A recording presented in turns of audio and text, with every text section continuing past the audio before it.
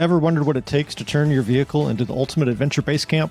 In this episode, we dive deep into the world of car camping. Whether you're considering your first build or just curious about this lifestyle, or looking for some tips and tricks on how to stay safe, stick around as we unpack everything you need to know about sleeping under the stars in your car.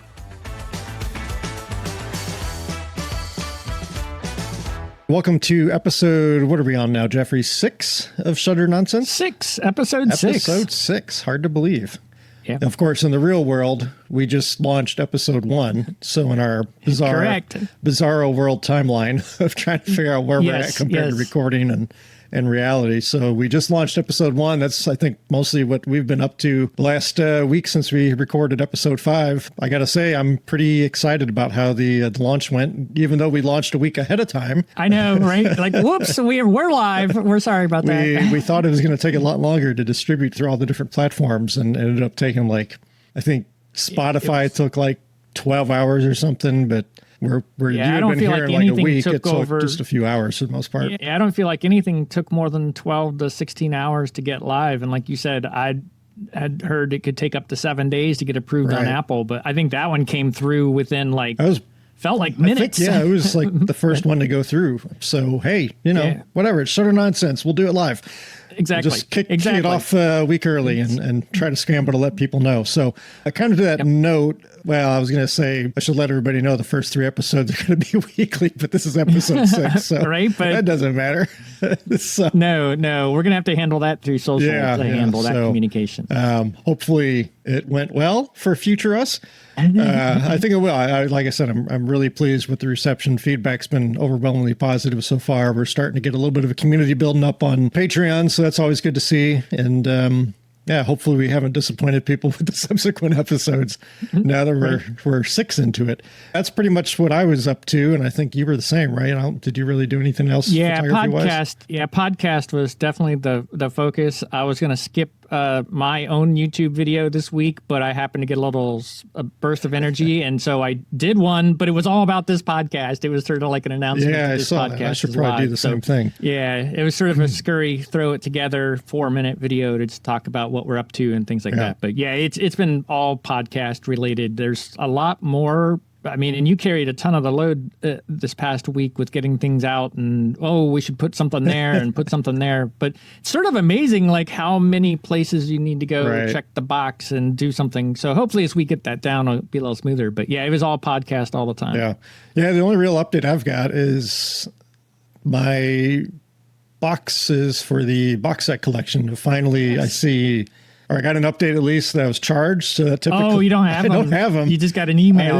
So I've been charged, which typically means that they're done. But I still haven't gotten a shipping notification. So I don't know if they were running a special. So I don't know if they just got slammed with orders or what. But I feel like I've been talking about this for the last 4 or 5 episodes now, and I still ain't got them. Yeah. So that's about the only update I've got, I think. Let's just jump into the topic of the day, which is car camping. And you and I are both pretty avid adherents to the car camping lifestyle, I believe. So of course, we're awesome. So we both got 4Runners. Exactly. So we just lost subscribers from the Jeep world. Right there, unsubscribing. But we both got 4Runners, and we've both got kind of little build outs in the back of them so that we can camp comfortably. So I would say, for you, Jeffrey, what spurred you to go down the car camping route as opposed to tent camping? Or obviously, there's some obvious answers in terms of hotels and the cost associated, but what made you decide to kind of go down this path? So I tend to, when I do my landscape photography, it tends to be just me. So I really just needed a system that would work for me and be easy to do. And so with my setup, I sleep inside the vehicle. So it just saves so much time not putting up a tent or anything like that, and you can be pretty comfortable inside the car if you with the right preparations. But for me, it was more of a convenience thing. I can get up and go real easy, either to kick off a trip or while I'm on a trip. If I decide to relocate, it's pretty easy to switch locations without having to put up or take down a tent. I still use a tent occasionally if I know for sure I'm going to be in a spot for an extended period of time, maybe. But it's just convenience is really what it comes down to, and a bit of comfort with the actual vehicle walls around it. But So do you actually sleep in the tent when you're somewhere longer, or is that just to claim your spot? So it's a little both. If it's actually longer, I will sometimes sleep in the tent as well. Gotcha. I just here and there, but it usually takes at least like 4 nights to hit that mark before that. But and I carry, I mean, we'll get into it, but I have a dummy tent for those certain places where we need to claim a spot, or if you happen to be in a paid campground where they frown upon sleeping in a car, I've got something I can toss up, super small tent, super fast. Right. But yeah, the only time I set my tent up is to claim a spot. If it's a great spot and I know I'm going to come back, typically, like for me, what spurred me into the car camping was cost. Even if I found a cheap motel or something, you're still looking $50-$60 a night. And honestly, in some of those cheaper places, I'm probably not getting as good of a sleep because it's, the AC unit's noisy, or it's a noisy hallway, or the bed sucks or whatever. So, from a cost standpoint, obviously it's a no brainer if you're sleeping in the back of the truck, especially where I like to go out west and, you can just boondock, as long as it's land where that's allowed.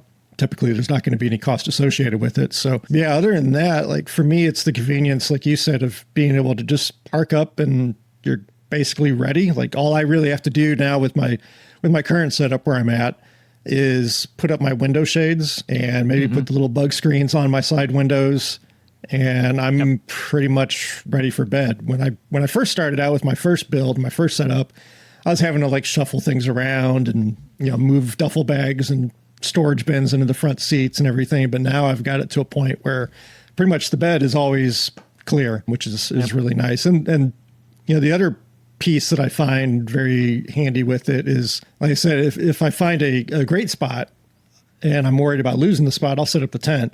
But I'm only going to do that if I know for sure I'm going to camp there again. A great example is my trips to Colorado and Utah. Oftentimes when I leave a campsite in the morning, I don't know where I'm going to camp that night. I might think I'm coming back to that area, but then as the day goes through and I'm out exploring and wandering around, I may end up on an area across a divide or, an hour or 2 hours away, and I'm not going to drive all the way back to that same campsite. So I'm trying to be kind of strategic about it too. Like, am I sure I'm going to be here? Then maybe I'll set up that tent. But otherwise, the car camping gives me that flexibility. And you and I have talked about it too. Like how old am I now? I'm coming up on 47. A couple of weeks ago, I thought I was coming up on 48. So you know how that goes when you get older. The question is, how long can I sleep in the back of the 4Runner? Fortunately, you said it can be pretty comfy. The biggest thing is like folding myself in and out of bed. But we've talked about at some point, what about a van or a travel trailer or whatever? And just the trailer is kind of the same thing as setting up a tent. And if I'm going out and exploring, I want to haul a travel trailer all over the place and be kind of tied down to that and restricted on terms of what kind of Forest Service roads or BLM roads I might want to go traversing along that are, rough or steep or sharp turnbacks or whatever, where you won't really be able to take a travel trailer. In the van, you've got the opposite, well, not the opposite issue, but just the issue of you may not be able to get everywhere that we can get in our 4Runners or somebody could get in a Jeep or whatever. And then, of course, here in the U.S., we don't have any vans that are 4-wheel drive anymore. I think Mercedes Sprinters are all-wheel drive, Ford Transits are all-wheel drive, the Dodge Rams don't even have, I think they're just strictly front. Either way, they're 2-wheel drive. There's nothing like what Thomas Eaton's got, where you've got a nice, good height clearance, small wheelbase, kind of off-road worthy van, which I'm very envious of some of these other countries having. So I still think for the time being, the 4Runner is, I have no plans of getting rid of the 4Runner anyways, but it's kind of that sweet spot of mobility, but comfort. And I don't feel restricted by it or tied down by it or anything of that nature. Yeah, the flexibility is nice. I rented a van once. It wasn't a 4-wheel drive or van or anything like that, but out in Death Valley, my first trip, we rented a van and had the raised top. It was like a custom build, but it was old. But beyond not even just being 4-wheel drive, the height of it it was weird having to constantly think, how tall is this? Do I fit under that or not? And there's an overhanging rock in one spot where I was like, do I fit under that? And then throw on washboard roads, just that suspension on that van was just miserable going up this one road. Whereas I know the 4Runner, even without airing down, would have just taken it super easy. So I agree with you. The size and flexibility of the 4Runner is just a really nice vehicle, I think, for landscape photographers and what we do, to how it allows you to get in, blend in, not too big, not too small. I'm real happy with how mine's set up. Yeah. And now there's a company that's doing pop tops for the 4Runner. So, I've seen those. Those are great. I think it's the same company that's been doing them from Land Cruisers for quite a while. So theoretically, it should be a reputable company. But that, yes. I haven't made any hard modifications to my 4Runner. Thought of chopping the roof off. Yeah. That might be like it's getting up there in age. Maybe we'll just go ahead and do it. But yeah, I don't know. That's a tough one. I don't know that I could ever cut the roof off my baby. So I've got a buddy of mine, John Fisher, like within a week or two having my 4Runner, he was ready to come over with the Sawzall and take my bumper off and install the winch and everything. And I'm like, dude, you're not coming near this truck. Yep. Maybe when it's beat up a little bit. All right. So we've talked about kind of what we got into it. Let's talk about current setups. I know I've got a custom build. You just purchased a quote unquote off the shelf. Why don't you talk about your setup from, was it Wheels and Feels? Yep. Wheels and Feels. I bought a drawer system from them, and they ship it to you in parts, and you have to assemble it in pieces. You have to assemble the pieces together to get it in there and install it yourself. But it's all pretty much form fit. The directions are pretty easy to follow. And it's essentially a drawer system in the back. They have different heights. You can do a 3-inch one, a 7-inch one, or a 10-inch one, and you can stack them if you want as well. I went with a 7-inch one, and I sort of checked my primary thing was, can I fit one of those Coleman propane canisters in the drawer and still close it? And the 7-inch let me do that, and still gave me enough room from the top of the drawer system to the shelf I have in the back. So I went with that, and it stays in the 4Runner all the time. But it also has a little sleeping platform. So when I can put down both seats and have a full platform. The way I'm set up, I just do the passenger side. I remove the seat bottom from the vehicle on that side, and then I can fold the seat down and have a full sleeping platform. And that I take in and out of the vehicle depending on whether I'm headed out with it or not. But it's a pretty decent setup. It's my first drawer system. I think, like, similar to you, I think we're both on like our third iteration of setup on how it works, and I'm super happy with the drawer system. It's been super convenient. On the one side, I've got it so you can pull the drawer out and it acts as a little table. That's where we make that coffee and tea. We did that in the Smokies for the workshop folks, but yeah, real happy with it. I went the buy it route because I'm not the world's most handy person and don't really have a family member or close friend that's a great woodworking person. Nice to have. For sure, because I think it's not that hard to do. And I think if you have access to someone like that, a setup like what you're looking at might be worthwhile. So you should jump in with what your setup is and how you sort of went to build it to the vehicle approach. Yeah. So first of all, if anybody wants to see kind of the iterations of my setup, I've got a blog post and a YouTube video out there. It's kind of like a full walkthrough of the 4Runner.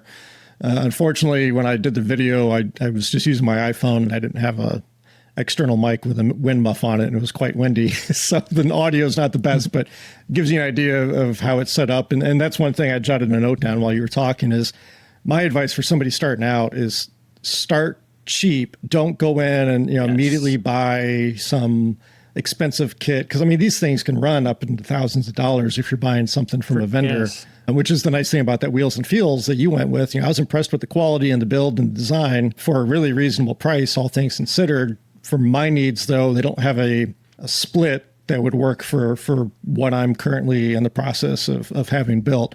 So I'm now on iteration number 2. Everything except for one piece that's in my current setup, I've built myself, with the help of Heather's dad, who's gotten into woodworking since he's retired. The first one we built, it was back in 2020, before I was due to go on a road trip out to Utah in March of 2020. And for some reason, I can't remember why, but that trip didn't end up happening. I don't know what was going on in the world in March of 2020.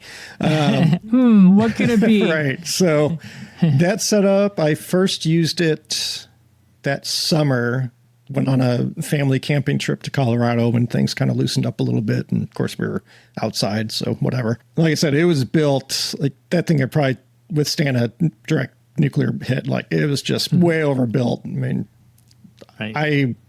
The most I've ever weighed is like 205, and that thing would probably support 5,000 pounds the way we built it. So after a couple of years of that one, realized that A, the bed was taller than I liked. B, I had just storage bins I'd bought at the hardware store that I was using to shove underneath it. But I didn't have one long bin, so I had, I think, 3 bins under the bed. One I could kind of get out from the back passenger door. The other 2 I could only access from the rear hatch. And if I needed something from the the one furthest forward, I had to pull. I was having to do this constant shuffle around gymnastics. And everything. Yeah. And because of its height, I ended up taking the legs off of it. We had built it with like a platform and slats and then like 2x4 legs. Like I said, I don't know what we were thinking. So I took the legs off of it so I could get the height. But then, of course, I lost all the storage underneath it. So then that's when I was really having to do the shuffle of, okay, the bins and my duffel bag with clothes and stuff like that is always on top of the bed during the day. Now I'm going to bed. So I got to move all that stuff into the front seats. And, it would take me 10, 15 minutes to kind of shuffle everything around and get it organized each night. Whereas now with my new setup that I built with Heather's dad, is that last year? I think it was last year. Losing track of time. It's way better. It's much lighter, much more minimal. I've still got the storage underneath the bed, but I still kept it cheap and minimal and simple because even though it's a second iteration, again, over time, you kind of learn what works, what doesn't work, what you like, what you wish you had done differently. So I think all total, I had, we built the bed platform for maybe $100 in materials. And then Heather's cousin's father is actually a cabinet maker. So he built me a little storage cabinet kind of thing that goes behind my driver's seat where I can have some secluded storage for my camera bag and just some height in terms of storage as well, which has worked out really well. A little bigger than what I ended up really needing, but it works out well. And then now going into the third iteration, again, I've got a feel for what has worked well. I found like the perfect size, deep Tupperware storage, like underbed storage thing at Lowe's that fits the width of the bed platform just by pure luck perfectly. Right. But it's like 3 feet deep and I've got 4 foot of space where it goes under the sleeping platform. So I decided I still could use a little bit more storage. So I'm having the cabinet maker family member, he's building me a new platform that'll actually have a proper pull-out drawer, 4-foot drawer to utilize that storage space. And then kind of iterating on my current setup, the platform where my headrest actually can flip up now. So I've got some some underbed storage there too that's hidden away. We're going to do a flip up section where my feet go as well. So what I found with this current setup is, with my Forerunner, I've got the slide out cargo tray that comes from the manufacturer on some of the models. So I'll pull that out and I'll set up my Coleman stove and make my tea or whatever. And I realize that if I forget something in the underbed storage and I need to access it, I've got to remove everything from the sliding cargo tray, set it on the ground or on top of the bed, and I got to pull that plastic storage bin out to get to it. So now I'll have the hinged access at the back side of the platform as well. Going with a 7-inch platform similar to yours, so it should be a good amount of storage. And then I'm also having him build a 10-inch platform to go on the smaller split side, which will be underneath my refrigerator, which currently the refrigerator is mounted to that cargo slide out tray, which is nice because I can pull it out and access it easily. But I can't then use the full surface area of the pull out tray to, cook, sit, do whatever. That would be nice to have. Right. So the whole idea is all of this will kind of float above that factory cargo tray. So I'll still have the access to it, but then have the drawers built in and everything. And I'll have that deeper storage under the fridge actually, I think my camera bag might fit in there if I decide to move it from where I'm currently storing it. Or I've got some recovery gear that's too big and bulky to fit under anything right now. It's kind of shoved on the floorboard behind the driver and passenger seat. So again, just more storage, more organization, easier to access some things. And with this setup, I definitely shouldn't have to move anything about whatsoever to crawl in the back and just collapse into bed, which, man, after a long day of driving around and hiking, there's just nothing like that sleep. Nothing like that Forerunner sleep.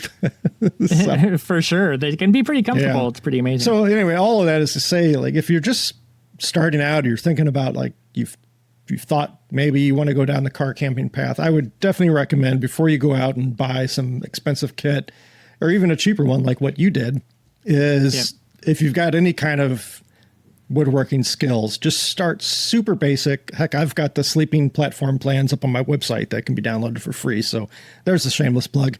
There you But, go. you know, basically you need like a saw, a drill, screwdriver, wood glue, and, you know, just a little bit of common sense and know-how, because it's so simple. It's relatively easy to do, but build it out. Because again, I'm on my third iteration. You're on your second or third iteration. I'm on my third, and I started very similar. It was, I had a sheet of plywood, a couple 2x2s, like I said, just a circular saw, super simple setup just to get me in on a nice, even, comfortable platform.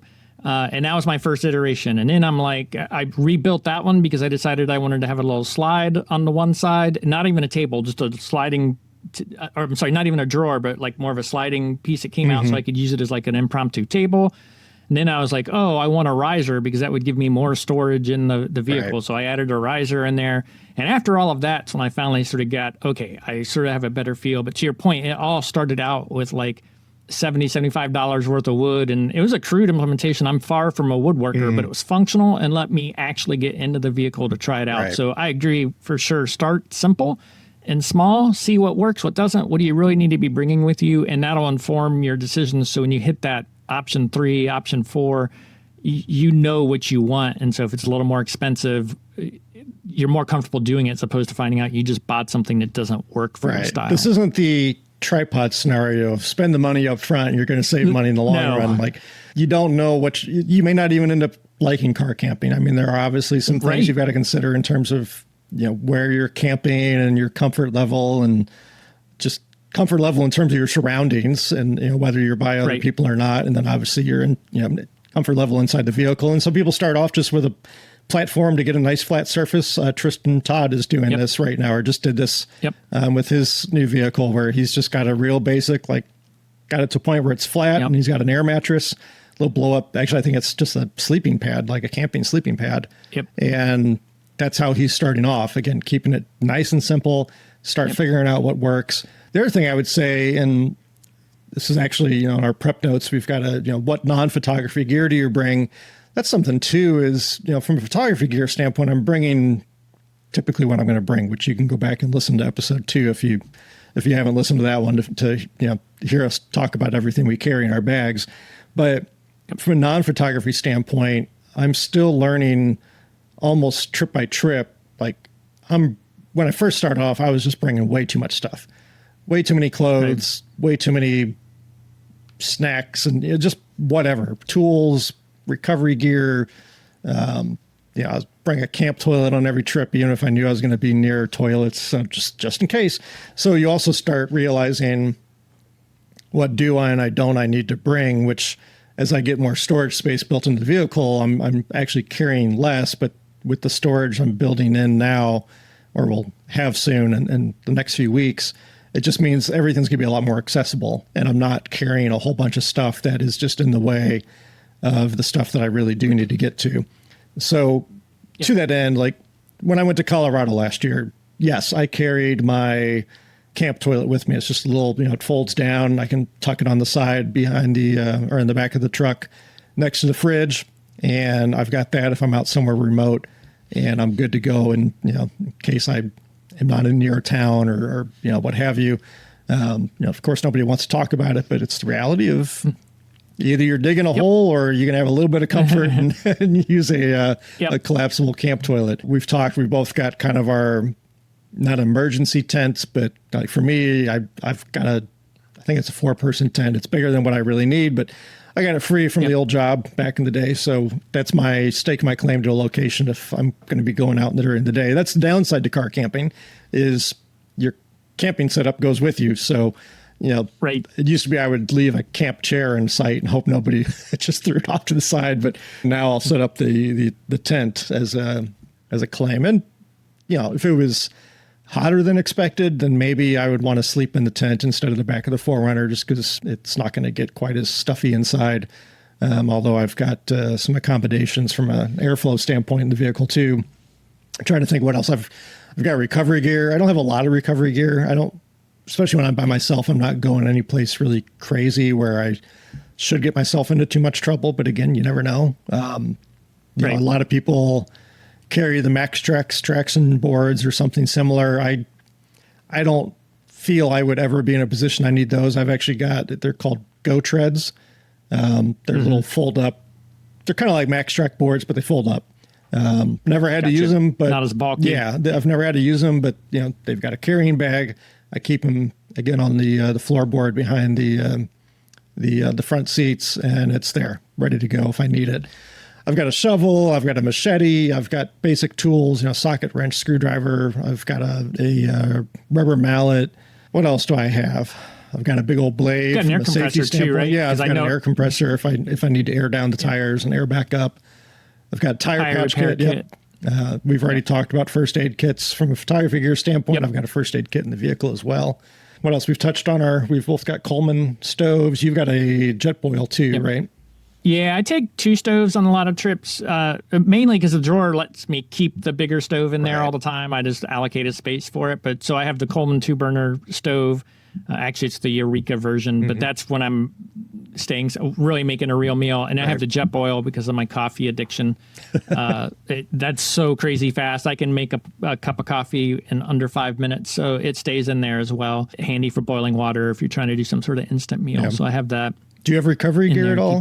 I do. I'm not a ton of it, actually, but so much of my stuff here in the East is like Forest Service roads that are still relatively well groomed. There's a road in West Virginia that I want to do that I haven't. And if I was to do that road, I would probably beef up on the recovery gear. I mean, I've got the tools, I've got the tire repair kits, I've got the air compressor.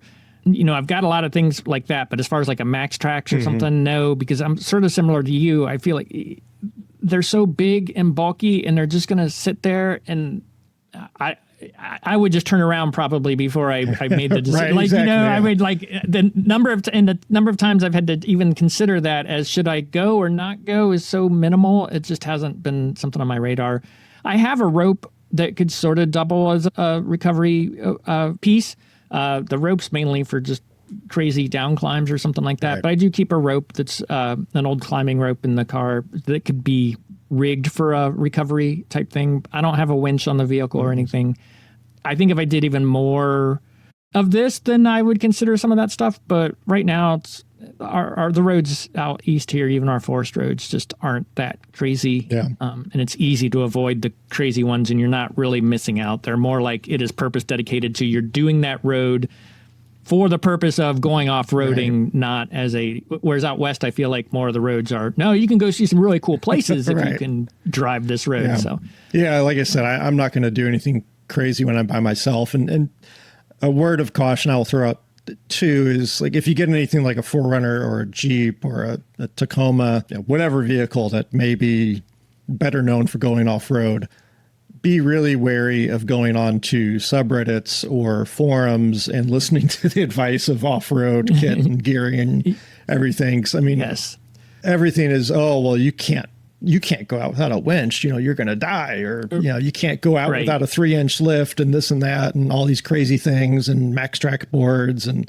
blah, blah, blah. My 4Runner, it's bone stock from a suspension and drivetrain and everything standpoint. The only modification I've done to it is I've added a front camera, which is great. It's a company, they've got them for multiple vehicles, and I think most vehicles would probably work. It's anytime backup. I think I've got a link on that blog post about it. So I did add a front camera because my 4Runner didn't come with one, but it also lets you turn the back camera on at any time you want, even if you're driving. Yeah. So just handy from that standpoint. But yeah, the dedicated communities around vehicles can get really out of control in terms of what you need. It's kind of like photography gear, right? Like we talked about in episode 2. Yep. You got to have f2 glass or f2.8 glass and the best, and blah blah blah. No, you really don't. It depends on your needs, and you're not going to die if you go out and you're smart about things and don't get yourself into bad positions. If you're not sure, back up, turn around, go somewhere else. So let's see here. What else do we have? I do keep a power pack. I was just going to ask, anything else from a comfort and convenience standpoint? The battery boost for the recovery thing that. I'm one of those paranoid people that what if I'm, even though the forest roads here aren't great, sometimes or aren't hard to drive, sometimes you could be pretty far away from help or a cell phone call or something like that, and not really, just because your car won't start because of a dead battery, you don't want to SOS your Garmin, right? Right. So I do keep one of those power boost battery packs in there that I can sort of self jump start my vehicle in case I do something silly one evening and leave a light on or something go out like on a that. hike and Just leave in a the light recovery. on, or come back midday Exactly. and it's dead. Yeah, I can't remember the brand. Again, it's linked in that blog post, but yeah, it's just a little, maybe 6-inch, 8-inch long, like kind of brick thing. Yep. And as I'm a part of my pre-trip prep, I make sure it's charged up, and that way you don't need to have somebody come in and actually give you a jump. It'll give you the jump you need to get going and recover. And then on the battery standpoint too, we've both got. You don't have a Jackery. Which one do you have? I use the Blue Yeti, right. which is pretty much the same idea, right? A battery, solar generator, battery pack thing, right? For charging. Yeah, for charging, and then we both also have fridges. You just recently got a fridge. That's true. I've been singing the praises of a fridge versus a cooler for basically since I got the fridge in 2021. Such a game changer in terms of storage. And so it was you and Matt Payne that talked me into a fridge because I was using a cooler, nice cooler too. I was like, it'll keep ice for 3 to 5 days or something like that. And you two were both still like, dude, just get a fridge. So I will say, if you think this car camping thing is for you and you've done a trip or two, get a fridge. It is so revolutionary. It is so nice to not have to go look for ice, or even if you don't have to look for ice, because like I said, I could get 3 to 5 days for mine in the spring or fall, but it would still melt some and stuff would get soggy. Yep. And if you had the wrong container, it would be soggy. Or if your lunch meat fell off the down into the water, it's just like, or you had to Ziploc bag everything. Now everything's in ham water. Right. And it's terrible. And so I was skeptical and I bought, it was a budget one. It wasn't like a super expensive Dometic or, I think you've got an IceCo, which is one of the, I think, consider one of the nicer ones as well. But it's also on the cheaper side. It's not like, I think Dometics it's are like quite the a bit mid-range, more, right? I would call it mid-range. I've got the VL45 S Pro or something like that. Again, not to keep referring people to my blog, but if you want to know what I'm carrying, it's in my blog post. But it's more rugged. It can support, or it can handle more vibration. So obviously going off-road, it's going to be better suited to that from a durability standpoint. You can also better handle steeper inclines. I think it's good for like up to 45-degree incline, whereas a cheaper, more basic fridge, the cooling oil and everything inside of it may be more problematic. It uses I can't remember the manufacturer of the compressor, but there are cheaper fridges that use a different compressor that's known for not being as reliable as this one particular brand. Yep. I want to say it's like Hausfoss or something like that. Probably totally butchering. I remember when I researched them. There's it's like anything. It's like the car off-road forums were telling you before. There's tons of detailed information on the fridges too. But it 100% worth the money. I still tell Michael and Matt that that was. I was resisting for a long time, but that was probably one of the better purchases I've made for this whole car camping endeavor. Yeah, I went into it thinking, the big thing, like you said, with the cooler is, even if the ice lasts for 4 or 5 days, it's still melting. So you've got to be careful about what's in the bottom of the cooler. Or the thing that got me would be like food stuff that was in cardboard packaging, and not thinking about it like, it's fine in the ice, but not thinking that once the ice melts, it's going to be sitting in a puddle of water, and you pull it out and the cardboard's just disintegrating, and now everything else is floating in it. It's great. I would say the only drawback I would say is I do miss having ice in a drink sometimes. But typically, if I'm out roaming around, like I'm going to pass a gas station, so I just get a styrofoam thing of ice. And I've even got a smaller cooler bag that sometimes I'll fill with ice if it's warmer weather or whatever. Yeah. But that's kind of a first world problem. You can keep drinks in the fridge easily enough, so you've still got cold drinks. I keep my fridge set usually around 30 degrees, so the stuff is close to freezing. So the lack of ice isn't that big a deal. The other thing I would say is I've got the 45-liter fridge, which is great because I never feel like I'm going to run out of space. It allows me to carry, like, I can have a gallon of water in there, or I'm an iced tea person, so sometimes I'll have a gallon of iced tea, and then all my breakfast food and dinner and lunches and buns and lunch meats and apples, whatever. Like, I've got all this room for it. Yep. But the fridge does take up more space, which is why that Wheels and Feels platform wouldn't have worked for me, because my fridge is too wide for their 40% split, 60-40 split platform option. So yeah, there's a little bit of a part of me that's like, maybe I should have gone with something smaller. But on the flip side, I feel like kind of like the printer back here when Aaron Babnick told me, like, well, you can always print smaller on a big printer, but you can't print bigger on a small printer. So I was like, oh, it's a good idea. Let me spend more than twice as much on a printer. But kind of the same thing with the fridge. Like, I think I'd rather have one that's maybe a little bigger than what I really need. And at the same time, I'll fill that thing up than have one that's too small and, I can't get what I want. Yeah. So mine's, I want to say it's a 25 liter. It's not the world's biggest fridge. I can fill the bottom with canned drinks, and then my deli meat and cheese, and I have to have my half and half for my coffee and stuff. And it seems to work out pretty well. The thing I can't do, which I did sort of like that you could do when we were in the Smokies, is that gallon of water inside the thing. Just from an environmental, I tend to have my own water bottles, but from the workshop perspective, really, if we had brought a gallon of water, we could fill their water bottles from it. And just from a whole waste nature, environmental protection, that was sort of cool. If I put a gallon of water in mine, I'm starting to have to take a bunch of stuff out. So that's a situation. So I did like that about yours. But I think the key thing to remember is just because you might have had a bigger cooler, the advantage of the fridge is you're not having to put ice in it to keep it cool. So keep that in mind, whether you're going towards the smaller fridge like I have or a more mid-size like Michael has, is factor in that whatever size you get, just because your cooler might have been a 50-liter cooler or 55-liter cooler, your fridge might be able to be a little bit smaller liter-wise just because you're not having to fill it with ice or something like that. But so I don't know. I haven't had a regret on the size of my fridge yet, but that water bottle thing you can do with a gallon jug, that's sort of, that was nice. Well, and the biggest thing for me is like when I'm out in Utah, I could get back to Page, Arizona or somewhere, depending on where I'm at, relatively easy, or into a town. But if I want to be out remote and just have my separation from society for a bit, I can easily stock myself with probably 5 days of food, if not more. If I was going real basic, just like I'm just gonna eat sandwiches or whatever. I'm pretty self-sufficient. I've got the solar panels. We've gone on a tangent. We started talking about batteries. I've got we should circle back to power, because I think people are probably going to be curious about that. So we got the fridges through power, but let's go back to the power piece, because it plays a big role. It's just dive into that. I bought my Jackery. I think I got it I got it the same time I got the fridge, basically. It's a Jackery 1500. It's a model they don't make anymore. I think if I were to buy one now, I'd go with the Jackery 2000 Pro.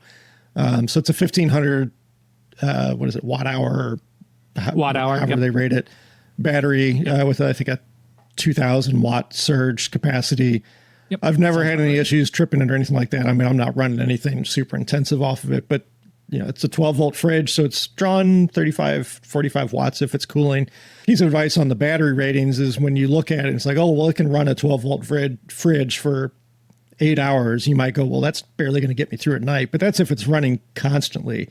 Your fridge is going to be cycling on and off. It's not having to run constantly to maintain the temperature. So I've got the Jackery set up in the back of the truck, and then the Jackery charges off of my 12 volt plug in the Forerunner while I'm driving.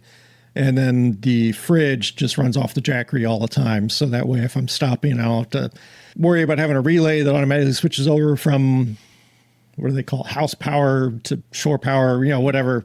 It's just always running off the Jackery, and the Jackery just charges when I'm driving around. If I'm not doing a lot of driving, then I've got the solar panels that I can carry as well and hook those up. And key point on that is, if you're looking for a battery pack, make sure it supports the pass-through charging. I think most things these days, but I know probably when you were looking, and even I think when I was looking, it was something to look out for. And essentially what that means is when you're driving and it's charging the battery pack, that it's also able to power the fridge at the same time. There's some units that will disable that, the fridge, while it's getting charged. So it's called pass-through charging. Like I said, these days, I would guess it's been a little while since I've looked for one, but keep that in mind, because that's sort of what enables that. Just plug that fridge into that battery pack.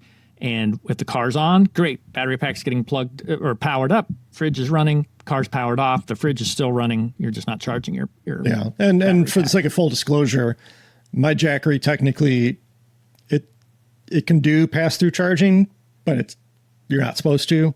But I'm 4 years in, and it's fine. And also, you've got newer battery setups too, like the new Jackeries, and I think your Blue Yeti is probably, what is it, LiPo or whatever. Yep. It's the newer lithium battery that supports more cycles, faster charging, and the biggest thing is way more charge cycles. Whereas my Jackery's an older battery chemistry configuration, whatever. So I haven't really noticed a huge degradation in it. Like I said, I'm going on 4.5 years. In Smoky Mountains, I was having some challenges, but I think it was just because it was so humid. The fridge was running a lot more than I'm used to. Ironically, more than like when I'm in a desert environment where you would think it might be harder to keep up with. And I also don't car camp when it's super hot, so the fridge isn't going to have to run all the time either. But I think the humidity was the big issue in the Smoky Mountains, because once I got out of the humidity, it was fine again. Now if I get into Colorado next month and I'm having issues again, then maybe it's time to start thinking about when I'm going to replace the battery in case it is starting to lose its charge cycles. But 'cause I think it only was good for like 500, but that's all the way to 0, all the way to 100. Like I'm nowhere even close to that, even with running through and I think the pass-through charging and the whole bit. Yeah, and I think some of that is it's just when it starts to see the degradation of the batteries too. Like there's a point where it hits like it can only maintains 80% of its original charge, and I think some of those cycle counts are almost more not so much that it's failure. It's no longer doing its 100%. Right, the capacity so like diminishes over time. Thank you. Much more succinct way of saying what I was trying to say. So I might be suffering a little bit of that. But like I said, so far it's been fine. When I was in Colorado last year, it was fine. I've never had an issue or real concerns. I think I've only used the solar panels twice. So I really think it was just the high humidity in Smoky Mountains that was giving me a bit of a challenge. So the battery's great, and I've got a little power. It's not a power strip, but it's a square power strip essentially, but just different shape. And it's got 4 plugs that are far enough apart I can plug in 4 of my Canon battery chargers, and then plug that thing into the Jackery and just kick on the AC power, and I'm good to charge my batteries. So you're charging over AC? Yeah. I've got 12-volt charger for the batteries, but the AC is just faster. They take forever to charge anyways. I swapped all my stuff over because I try not to use my AC side of my power bank if I can help it at all, because that inverter costs you energy. So I swapped all my camera battery chargers to something that'll work over USB-C. Nice.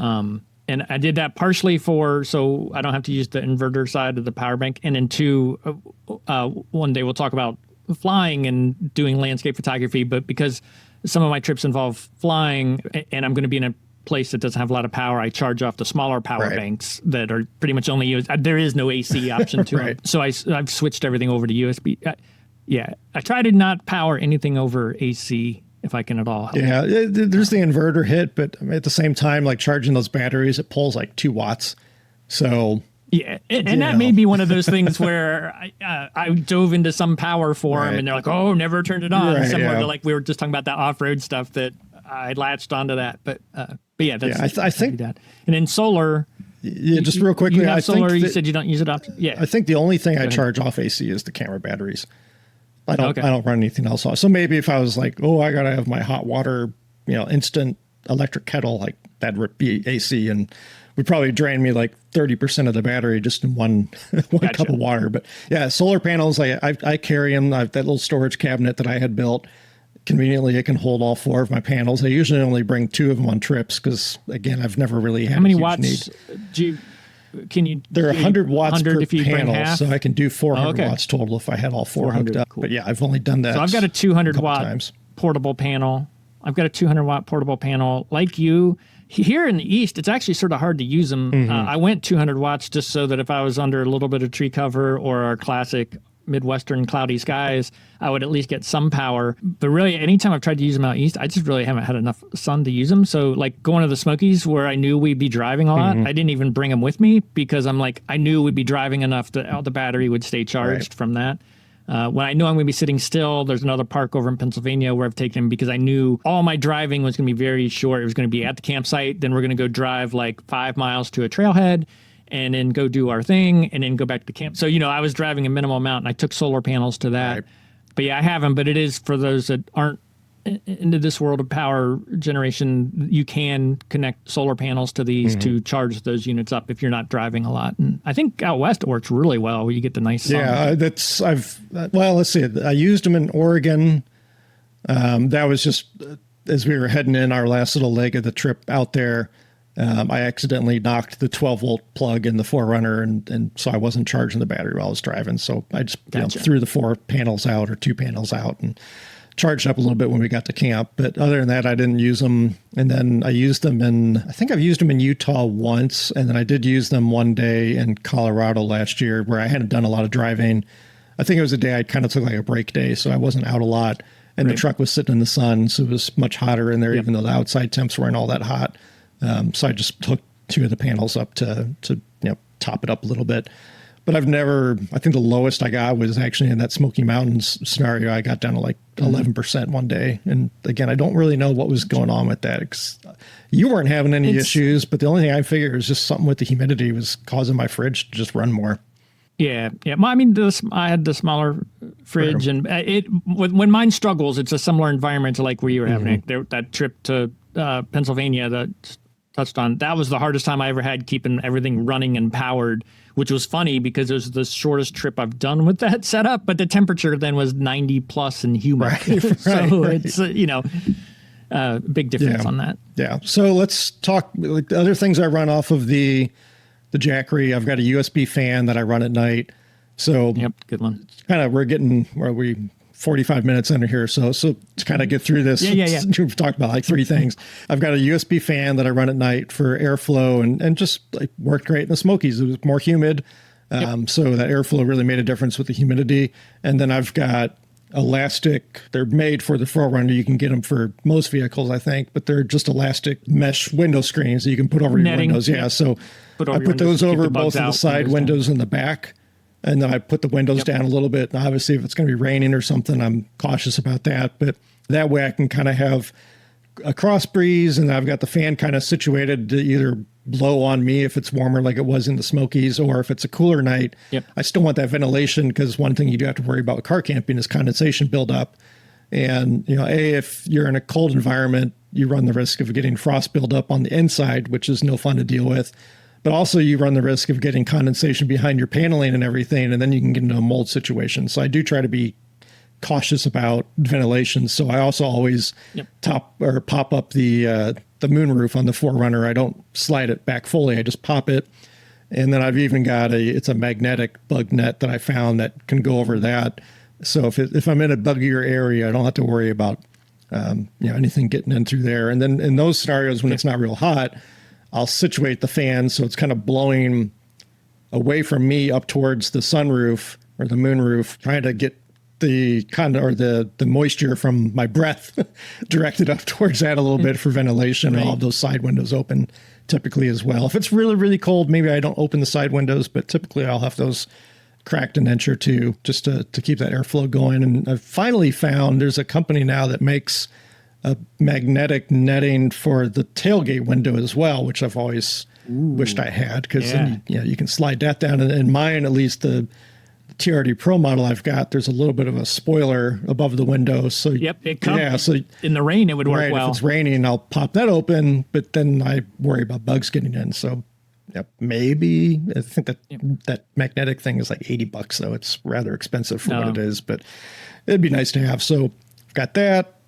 I don't have any lights that run off of USB. They charge off USB, but I've got some little stick-on lights that I've put in like the storage cabinet and under the lid on the hinged part of my sleeping platform. So I'm not having to always have my headlamp on to see what I'm doing.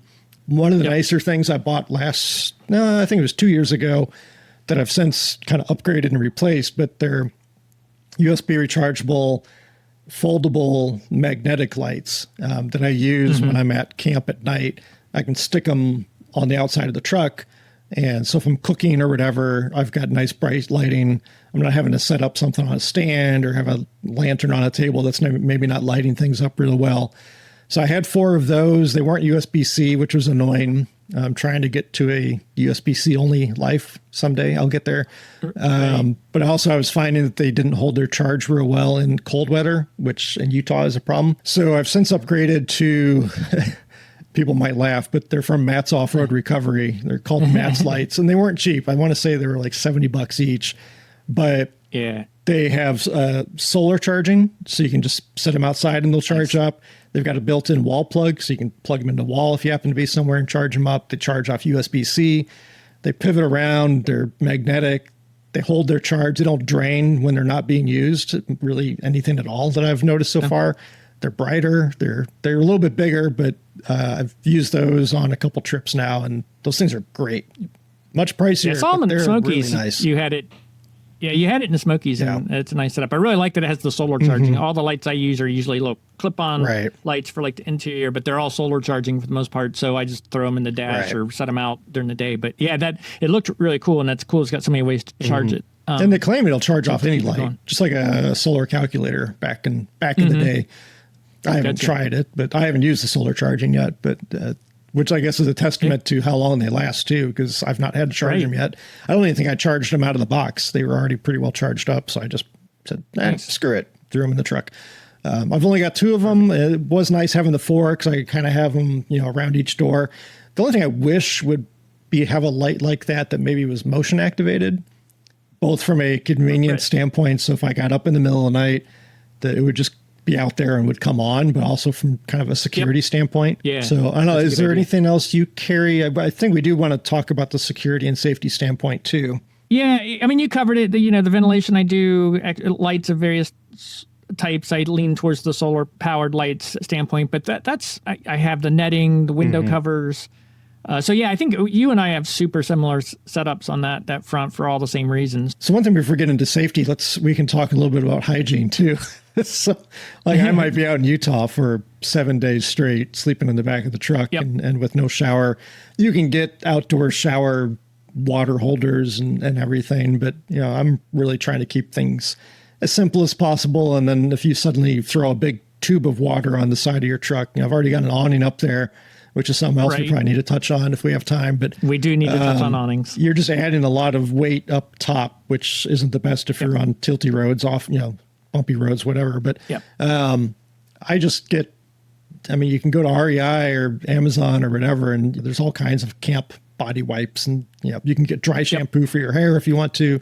So I just do that. Like if I'm in a populated area, I just have my window shades up and I do a little sponge bath in the back of the 4Runner. And that's my predominant thing. I keep my hair short pretty much anyway, since I barely have any up here. So I always make sure to cut it really short before I go, because that's what annoys me the most is dirty hair. So I keep it super short. But the body wipe thing is definitely key. Same way. I will say I do have a portable shower in the 4Runner.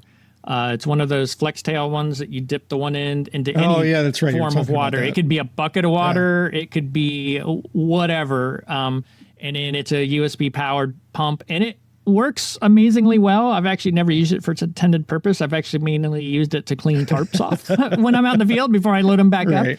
But it's there in case I was ever super desperate for it. And here in the East, you got to experience the humidity of the Smokies a bit.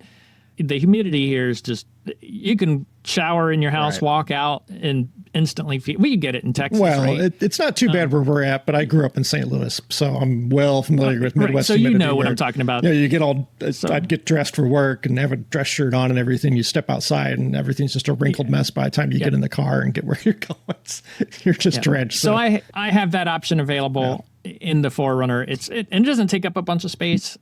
That if I was in an area and desperate for some form of running water, I could do that. But for the most part, the body wipe suffices and is easy and keeps me feeling clean enough while I'm out. And sometimes, like if I'm on a longer trip, I might split it up and do a motel one night just so I can have a hot shower and a little bit more space to relax. Or if the weather's bad, that's the downside to the 4Runner versus like having a travel trailer or a van is if you do run into rainy weather where it's just dumping buckets, you've got a real small space you're going to be trapped in. So I have had trips where I've called audibles and stayed in a cheap motel for 2-3 nights if it's just super, super windy and the truck is going to be rocking or noisy or whatever. So there's flexibility in it too. But for the most part, I would say bad weather is the only potential downside, and knock on wood, I've been pretty lucky with that. Yeah. And like you said, don't be miserable. If you see Right. bad weather coming, either be safe or be comfortable, whichever Right. one. There's nothing wrong with being comfortable. I think Michael and I both feel like our setups are very comfortable. However, if it is crazy rainy or crazy windy, they might start not to be, and then go find a cheap hotel or motel to, weather it out. Right. And there's nothing wrong with that at all. Like when I'm going out to Utah, I get into Page, Arizona. I spend the night there, just in a roadway inn or whatever, so I can take kind of one last shower after being on the road for a day and a half. Get my amazing fried chicken at Birdhouse in Page, and then hit the road. And then I'm a dirtbag for 5, 6, 7 days. And then coming back, I stop in Page for a night. Again, have a nice hot shower before I do the day and a half drive home. So, it's whatever you're comfortable with, but it is things that maybe you don't think about, just like the camp toilet. I didn't have one of those initially, and fortunately, I've only had to use it twice. But when you're in a remote area, it can be nice to have, especially somebody like me. I've got Crohn's disease. I've only got a third of my colon left. So, sometimes you get surprised. And, it's nice to have that. So, just things you may not think about that maybe your particular circumstances, you need to think through things a little bit differently than the average person.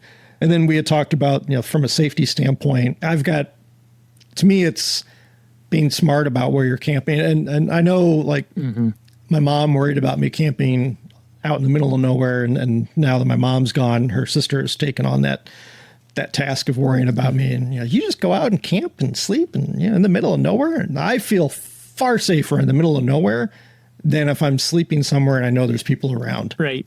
I would much rather trust being alone than being around other humans, which, I guess sounds like a negative outlook on society or whatever. But like if I'm in the middle of Utah and I know that the next closest person is a mile or two away at the least, I don't have any qualms. It's when I'm sleeping somewhere that maybe it's a paid campground and there's more people around. I didn't have an issue in Smoky Mountains where we were. Like if it's a proper campground, that's one thing. Right. But I've slept in a parking lot one night when I was just really dragging and I think I was either on the way to somewhere or coming back. And I barely slept at all because I just, you're on high alert because there's people around and there's vehicle traffic and whatever.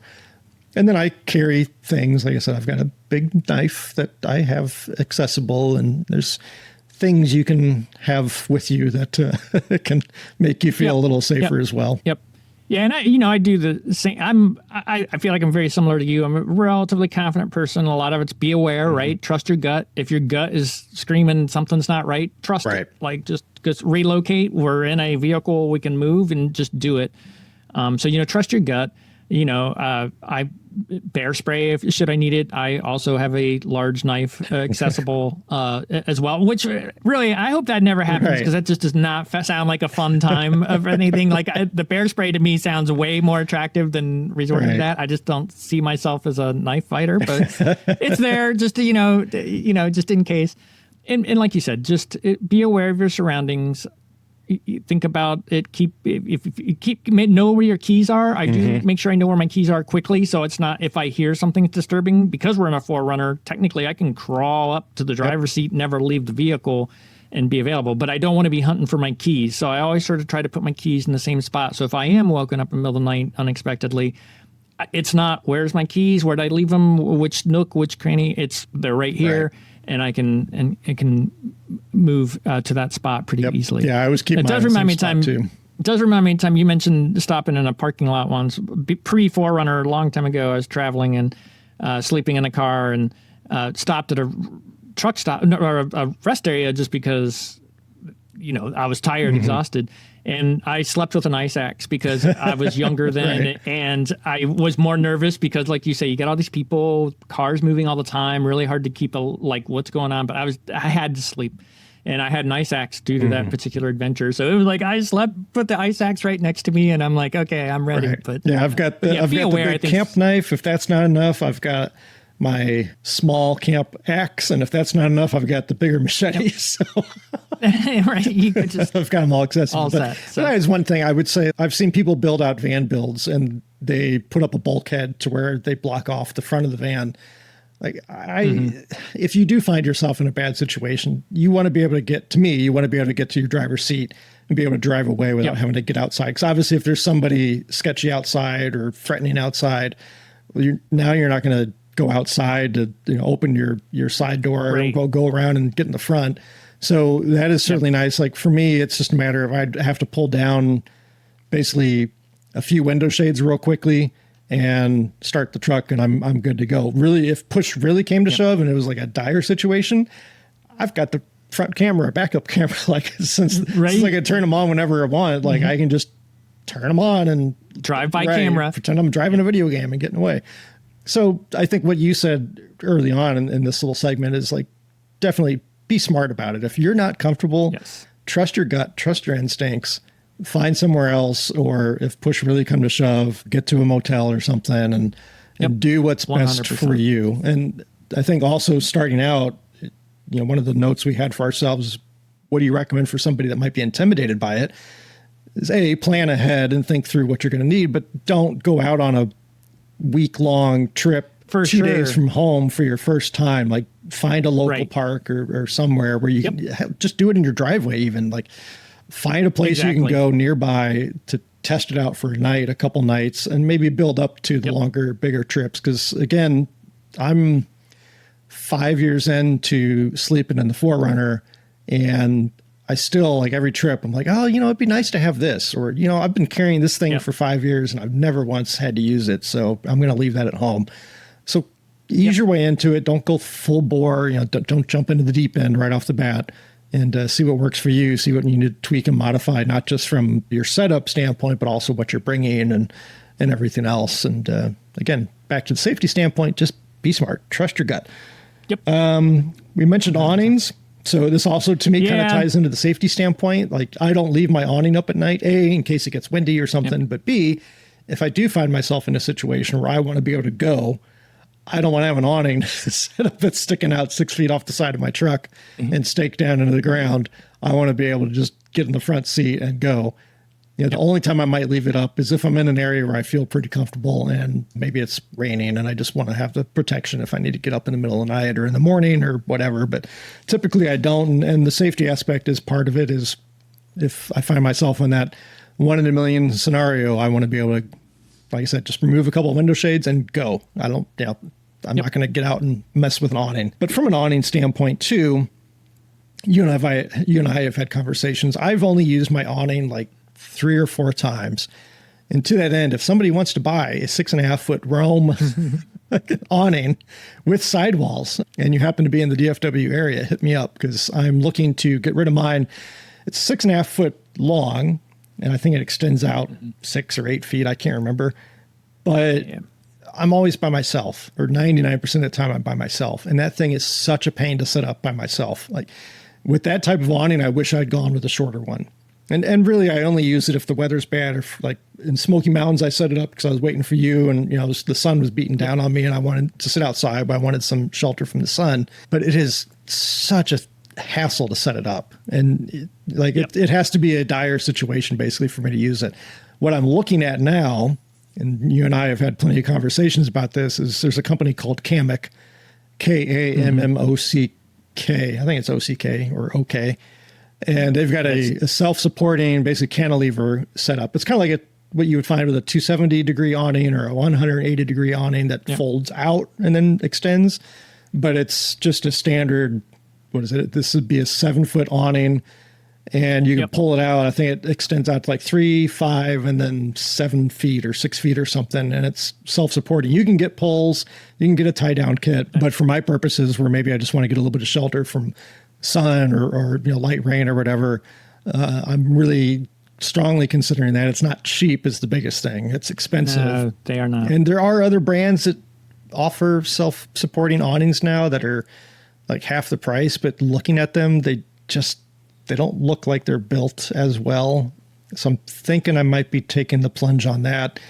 The room awning is fine. It's durable. It's been great in all the aspects that one would expect it to be great. It's just when I'm by myself, it is even taking it down. I mean, you helped me take it down in the Smoky Mountains. Yeah, it's so unwieldy, and it's not super heavy, but you're still having to hold this what, 20-pound, 30-pound thing above your head, Yeah, trying to fold in the legs. It's awkward. Yeah, this is one where whereas with the fridge, I followed your advice. With the awning, I ignored your advice because prior to me buying an awning, you told me it's a bit of a pain, like not a bit, but a big pain to take up, put up and down, and you didn't use it a lot. But I went ahead and bought, not only did I buy one, but I bought one that's 8 foot wide. So it's even bigger. Because I was thinking workshops. I'm thinking, be able to pull out if I need to. It is 100% a challenge to put up by yourself.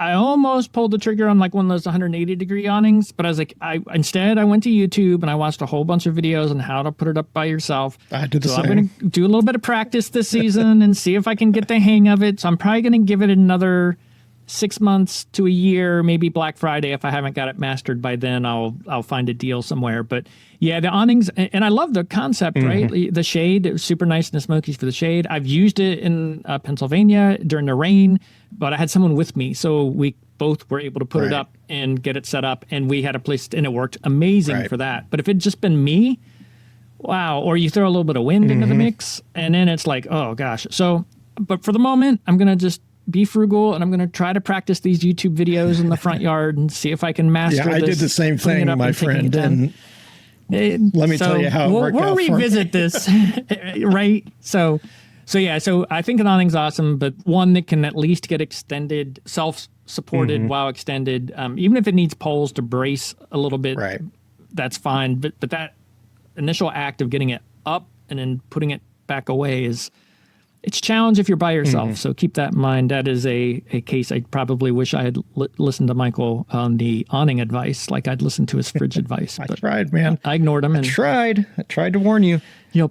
What you should do is pay me an apology fee and support 50% of my Kamek self-supporting awning purchase. I know you've got a hard stop here, but one thing I wanted to touch on too is, we're talking about sleeping in the back of our vehicles. The other big option for car camping is rooftop tents.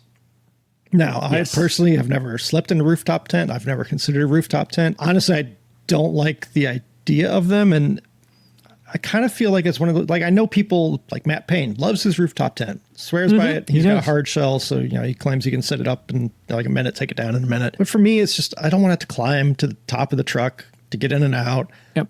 If it is windy, Death Valley, weren't there some people in a rooftop tent, or I just thinking a ground tent? But either way, like if it's windy, you've still got soft sides, it's going to be super noisy, and you're on top of the vehicle, so it's going to be swaying even more than if you're just sleeping in the back. The 4Runner with the window covers on, I've got the WeatherTech insulated window covers that are custom made for the 4Runner.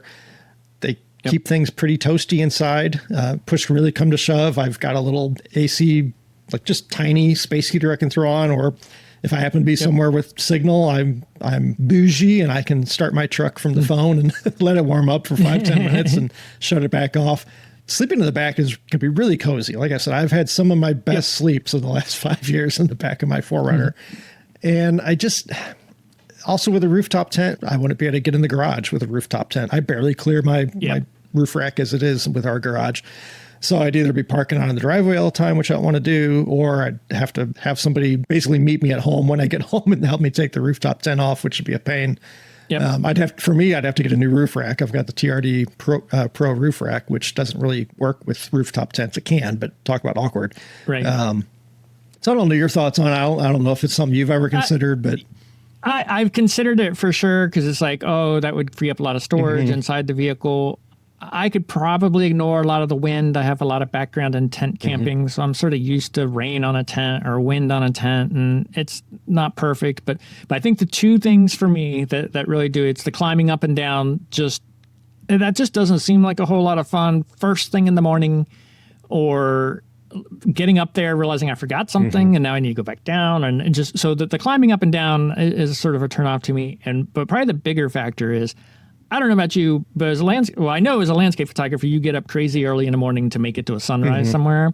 At least for me, I'm pretty lazy in the morning until I get my coffee. So like getting up is it's a sheer act of will. It's not that it's easy for me to leave on time. When that alarm goes off, it's like the last thing I want to do is get up and move.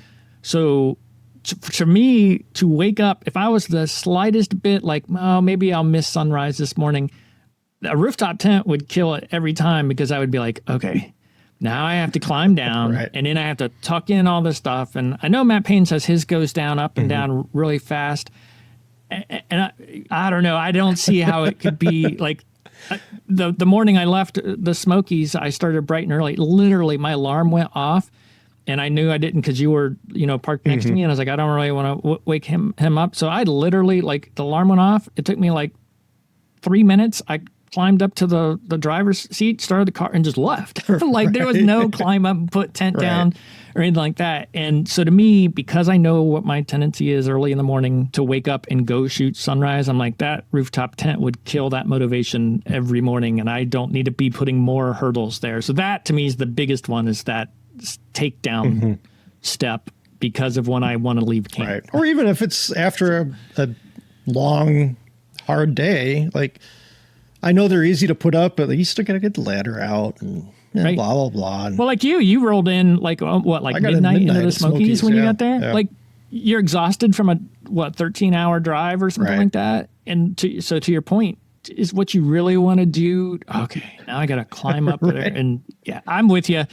They look neat. They sound neat. Some of the things folks list as cons probably aren't so much, but that climbing up and down and just that setup and takedown, knowing I would probably be doing it at my most tired, mentally drained periods of the day, it's like, it just doesn't work. Right. And again, this is where I'll plug our Patreon. Like, come over to Patreon. Yeah. Sign up for free if you don't want to support us financially. Shame on you. but are we already doing that? Guess we're episode 6 and we're guilt tripping them now. Yeah, we're putting all this time and effort in. But anyways, join the conversation. Like, if you're a huge advocate for rooftop tents, if there's something else that we've forgotten to cover, there's a lot more that we haven't touched on. Yeah, because we got into some rabbit holes here, and there's probably some things. So this is come ask us. Well, let's chat. Let's talk about what you do, or maybe we didn't dive into a topic more, like you want a specific. The Patreon's an excellent place. That's where we're trying to put the community, build the community. So that's come ask us if we glossed over something. You mentioned this, or you completely ignored this. Come over there. That's where we're at. Like Michael said, it's free to be a member of our Patreon, and that gets you into our discussions and communications. So ask us questions or chastise us. For sure. The only way I think I would do a rooftop tent, again, you and I have talked about it. Like, I'm going to be 47. You're already in your 50s, right? I am, yes. We're going to not put a specific number on it, but yes. But anyways, when I was meeting with the cabinet maker and the family just 2 days ago, one of the things I said to him was like, we'll see how long I'm physically able and wanting to sleep in the back of the 4Runner. But like, I know at some point I'm probably going to want a more comfortable solution, whether it's a van or a small trailer or whatever. Or as I think through, like, I don't plan on replacing the 4Runner, hopefully for another 10, 15 years, given their reputation for longevity. But, maybe I would go with like a Tacoma, and then you can get the bed cover, and then the rooftop tent would be on that, so it's not as high. You kind of lose that disadvantage of it swaying if it's really windy, or swaying as much. So this is all stuff I think through too. But right now, rooftop tents never really interested me, especially as expensive as some of those things are. Like, it just seems like a lot of money for not the most convenience and probably not the cozy. I don't know. Like, I know they have foam mattresses and everything, but maybe it's just a matter of I don't know what I'm missing out on. But I just could be one of those. I'm really happy with my setup, and I'm really excited about my new setup I got coming off to update the blog with new photos and dinner walk around when I've got the new setup, hopefully in Colorado here in a month. But yeah. Awesome. I'm trying to think if there's anything else that we haven't covered. Do you want to touch on entertainment for just a couple of minutes? Because it could be important for some folks, their strategy. Yeah, I mean, for me, it's pretty easy. I either read or I used to listen to audiobooks in bed. Sometimes I've downloaded videos or whatever, but I know you're probably a little bit more on the entertainment end of the spectrum than I am. I don't know about that. I was mainly just remembering that, I use an iPad and a Kindle. So a lot of times I'll come, and if my mood is more of I'm going to read a book to fall asleep, then I've got the Kindle there to do it. Everything's obviously downloaded for offline.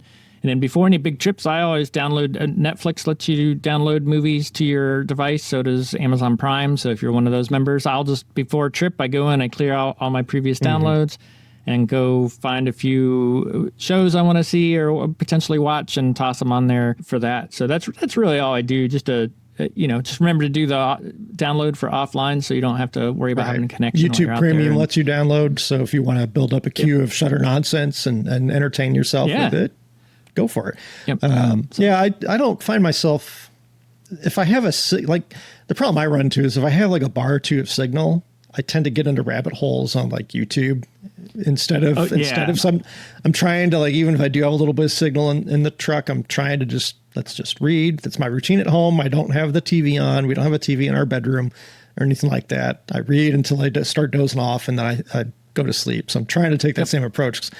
As we talked about in episode 1 with my sleep habits during the workshop, like I don't always have the best sleep habits when I'm on my own either. And back to your point about sunrise, like I'm not a huge morning person. Ironically, our animals wake me up at 6 a.m. every morning. But if you're an observant viewer of my work, you'll notice there's not a lot of proper sunrise photographs in my portfolio. Those early morning, but like 8, 9 a.m. I got maybe a handful of actual sunrise photos. So I am not real good about getting up in the morning. So again, that goes back to the tent and having the setup the way I've got it now and, building those iterative versions of it over time and not having to play the shuffle around and everything. And obviously it depends on your vehicle. You can sleep in much smaller vehicles. You may just have to accept that you're going to have to kind of shuffle things around in the evening into the mornings. Yep. But if you've got a bigger vehicle, finding what works, and then you're just good to go. If you're super tired, crawl into bed. If you do want to get up super early and you're not a morning person, have it set up so you can just take your shades down, get in the driver's seat and go. And, the easier, just like camera gear and tripods and ball heads and geared heads and all that, like the less that's in my way and the less of a roadblock or a hurdle I've got to deal with, the more likely I'm going to do something that maybe I don't necessarily feel real thrilled about anyways, or that's going to frustrate me and put me in a bad mood or a grumpy mood or a tired, physical state when I'm trying to go out and be creative. So I think Awesome. I think we're covered pretty well. So we've already done our Patreon shill. But again, if you've made it this far into the episode, I think maybe we call this the final frame. If you made it to the end, if you made it to the final frame, let us know in the comments over on Patreon or on YouTube, whatever. But again, warping the timeline again to where we're in the world where we've only released the first episode. Thank you to everybody that's been supportive and has given the phenomenally positive feedback. Yes. Really been pleased with the reception so far. And thank you for everybody that's already followed and subscribed. I don't know that I really knew what to expect, so I can't say like it blew away my expectations or anything like that. But I've been pretty pleased with what it's we've been seen a so great far. Great response, lots of positive feedback. Already got some nice positive reviews rolling in on Apple Podcasts and Spotify, I believe. So thanks everybody for listening and hanging out. Like I said, only episode 1 is live as we record this, but the response has been great. And we, like I said, come join the Patreon and talk to us. We can, keep everything entertaining and fun. And also, obviously we would love if you supported us financially through Patreon, but we want you to be part of the community. So if that's not in the books or you're not sure yet, that's fine. Join up for free. But also, if you want to support us, one of the biggest things you can do is share the podcast, let other people know about it. Yes. Whether it's through, Instagram stories. We've had a couple of people post a reel. We've had, a few people do stories. Even if it's not involving us, you're not tagging us on social media, but you're texting it to a buddy or whatever. Get the word out. We would definitely appreciate it if you're enjoying it to let your other acquaintances, family members, whatever, know that may find it interesting as well. And just spread the word about this crazy podcast that we call Shutter Nonsense. So with that, Al, you got any last words, Jeffrey? Nope. Just thanks everybody for listening, and we'll see you next episode. All right. So until next time, everybody, take care.